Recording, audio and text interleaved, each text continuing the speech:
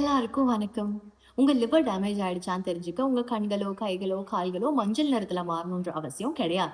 நம்ம கல்லீரல் உள்ள மெதுவா டேமேஜ் ஆயிட்டு இருக்கும்போது, சில சிம்ப்டம்ஸ நமக்கு குடுக்கும். ஆனா நம்ம அத டைஜெஷன் ப்ராப்ளம் தான், ரொம்ப டயர்டா இருக்கிறனால தான், வயசாகுறனால தான் சொல்லி அத அலட்சியமா அவாய்ட் பண்ண ஆரம்பிக்கிறோம். அதனால உங்க கல்லீரல் ரொம்ப சீரியஸான ஸ்டேஜ் போற வரைக்கும் வெயிட் பண்ணாம, அதே நேரத்துல பல லட்சங்கள் நீங்க ஹாஸ்பிட்டல்ல செலவு செய்யாம இருக்கணும்னா, இந்த ஏர்லி வார்னிங் சைன்ஸ் என்னன்னு தெரிஞ்சுக்கோங்க. அண்ட் இந்த வீடியோவோட எண்ட்ல லிவர் ஹெல்த்க்கு நம்ம வீட்லயே என்ன பண்ணலாம், அதுல எதெல்லாம் உண்மையாலுமே யூஸ்ஃபுல், இதெல்லாம் ஜஸ்ட் ஒரு வைரல் ட்ரெண்ட்னு கிளியரா சொல்றேன். கடைசி வரைக்கும் என் கூட இருங்க. முதல்ல நம்ம கல்லீரலை எதெல்லாம் டேமேஜ் பண்ணும்னு கொஞ்சம் சுருக்கமா பார்த்துடலாம். ஆனா இப்படி நான் சொன்ன உடனே உங்க மனசுக்கு எல்லாம் வந்தது ஆல்கஹால், மதுதானே? பட் நம்ம வேர்ல்ட் ஹெல்த் ஆர்கனைசேஷன் அதைய 3வது இடத்துல வச்சிருக்கு. அப்ப மத்த இடத்துல எல்லாம் என்ன இருக்குன்னு தானே கேட்குறீங்க?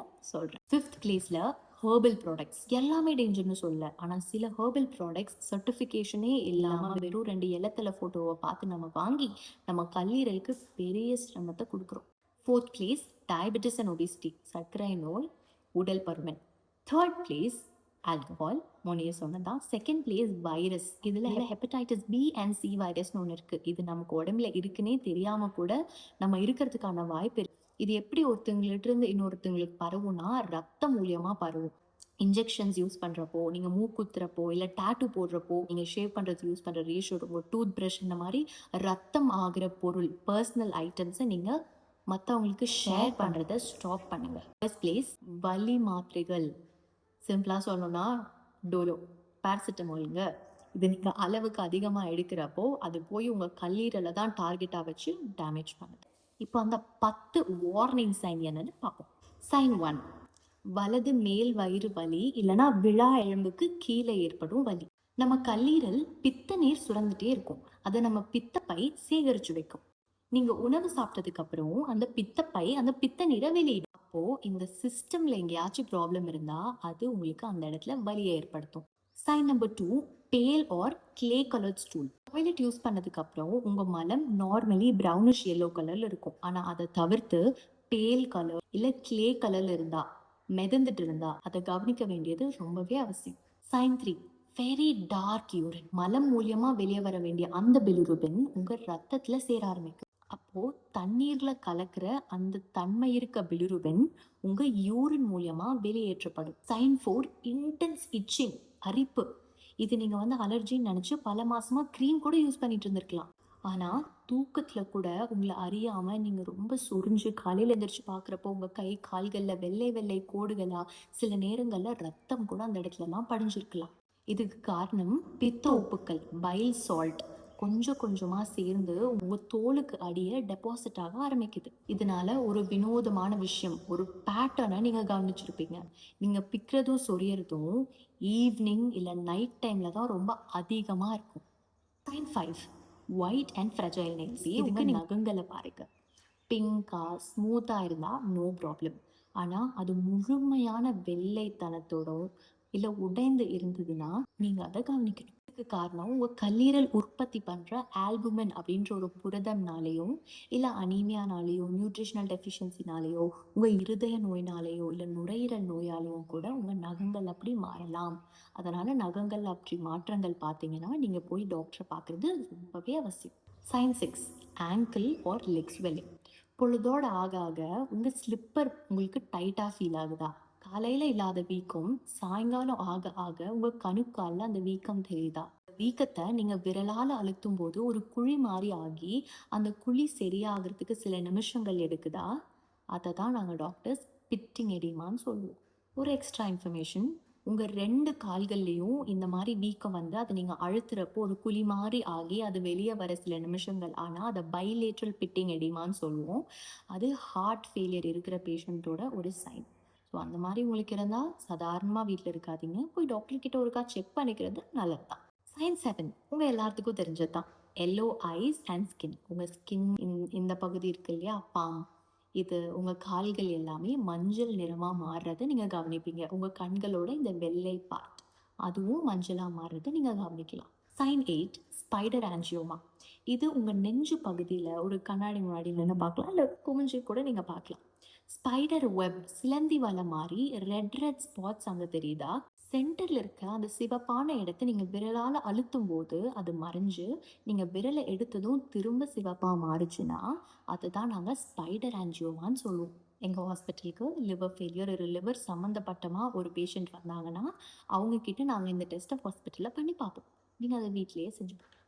Sign 9 bruising and purple spots. உங்கள யாராவது விளையாட்டுக்கு தட்டினாலே அந்த இடம் சிவப்பா, இல்ல ஊதா கலரா மாறுதா, இல்ல ஒரு பெரிய அடி இல்ல, சின்னதா இடிச்சுக்கிட்டேன் அப்படின்னா கூட, உங்க ஸ்கின்னுக்கு கீழ காயங்கள், அதாவது ப்ரூசஸ் வருதா, அதுக்கு காரணம் உங்க கல்லீரல் தான். ஏன்னா, நம்ம ரத்தத்த உறைய வைக்கிற அந்த தன்மை கல்லீரலுக்கு இருக்கு. அப்போ அந்த கல்லீரல் செயலிழந்து போறப்போ, இந்த மாற்றத்த நீங்க கவனிக்கலாம். கடைசி sign, sign 10 xanthelasma and blurring of vision. இது என்னன்னா, உங்க கண்ண சுற்றிலும் இருக்க இடத்துல சின்ன சின்ன அ கொழுப்பு நாட்யூல்ஸ் மாரி பார்க்கலாம். சின்ன சின்னதா பார்க்கலாம்.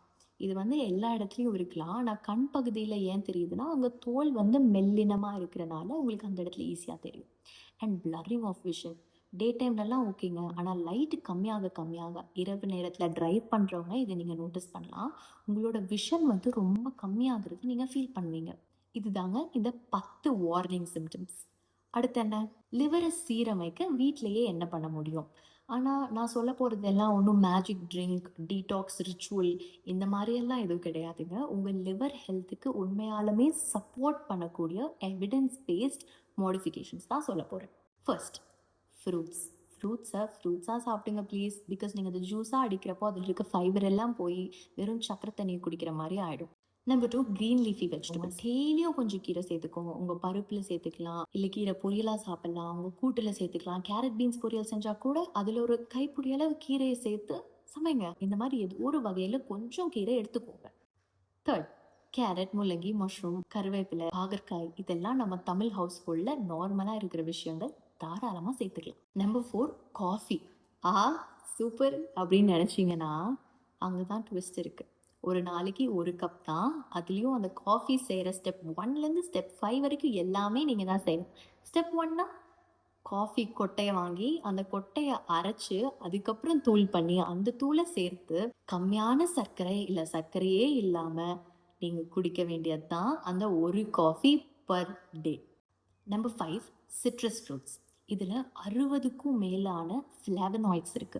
இது உங்க லிவர்ல இன்ஃப்ளமேஷன் ஏதாவது இருந்தா, அதிலிருந்து பாதுகாக்கும். ஸோ ஆரஞ்ச், லெமன், முசாம்பி இந்த மாரியான ஃப்ரூட்ஸ தாராளமா சாப்பிடுங்க. 6வது, கார்லிக். உங்க கொழுப்பு சேர்ந்த லிவர்ல இல்ல இன்ஃப்ளமேஷன் ஆன உங்க லிவரை பாதுகாக்கிறதுக்கு இந்த கார்லிக் ரொம்பவே அவசியம். பிகாஸ் இதுல இருக்க anti inflammatory and anti oxidants உங்க லிவருக்கு ரொம்ப நல்லதே செய்யும். நம்பர் 7, ஃபெனுக்ரீக், வெந்தயம். இந்த வெந்தயத்தை நான் ஒரு கொழுப்பு குறைக்கும் விதைன்னே சொல்வேன். ஆனா இதோட அளவு ரொம்ப முக்கியம். ஒரு கைப்பிடி தாங்க.